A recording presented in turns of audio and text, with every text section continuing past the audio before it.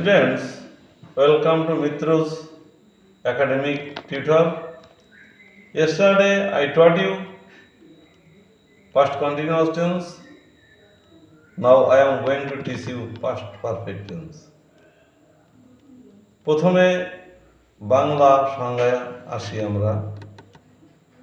বাংলা সংজ্ঞাটা এরূপ: অতীতকালে দুইটি কাজ সম্পাদিত হয়েছিল, তন্মধ্যে যে কাজটি প্রথমে হয়েছিল সেটি হবে পাস্ট পারফেক্ট, পরেরটা হবে পাস্ট ইনডেফিনাইট।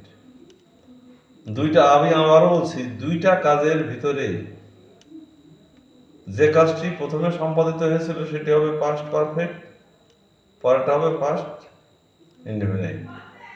তাহলে চলো আমরা এবার গঠন প্রণালী শিখি। পাস্ট পারফেক্ট টেন্সের গঠন প্রণালী subject plus had plus V3, অর্থাৎ সাবজেক্ট প্লাস ভার্বের past participle form plus object. আর পাস্ট ইনডেফিনাইট টেন্স তো সাবজেক্ট প্লাস V2, অর্থাৎ ভার্বের পাস্ট ফর্ম। তাহলে এবার আমরা এক্সাম্পলে যাব। যেমন ডাক্তার আসিবার পূর্বে রোগী মারা গেল। তাহলে কোন কাজটা আগে হলো?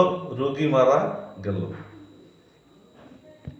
তাহলে পেশেন্ট হ্যাড ডায়েড, এটা হলো past perfect. Before the doctor came, এটা হলো পাস্ট ইনডেফিনাইট। তাহলে বিফোর অর্থাৎ পূর্ব কথা উল্লেখ থাকলে বিফোরের পূর্বেই পাস্ট পারফেক্ট টেন্স, পরেরটা হবে পাস্ট ইনডেফিনাইট। কিন্তু যদি আফটার বা পর কথা উল্লেখ থাকে তখন কি হবে? যেমন ডাক্তার আসিবার পর রোগী মারা গেল, একই সেন্টেন্স। তাহলে কি হবে? কোন কাজটা আগে হয়েছিল? ডাক্তার আগে এসেছিলেন, তারপর রোগী মারা গেল।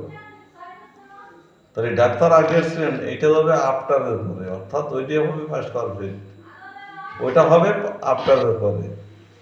আর রোগী মারা গেল আফটারের পূর্বে। The patient died after the doctor had come. তাহলে লক্ষণীয় বিষয় হলো যে বিফোর থাকলে আগেই পাস্ট পারফেক্ট টেন্সটা হয়ে যাবে, আর আফটার থাকলে আফটারের পরে পাস্ট পারফেক্ট টেন্স হবে। শিক্ষার্থীরা হয়তো বুঝতে আর কোনো সমস্যা নেই, তবে আমি আবারও বলছি, পাস্ট পারফেক্ট টেন্সের গঠন subject plus had plus V3, আর past indefinite tense subject plus V2।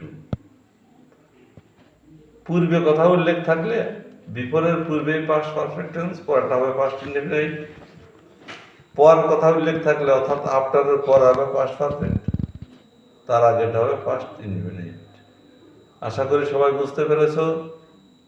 তোমাদের আবারও শুভকামনা করে এখানে শেষ করছি।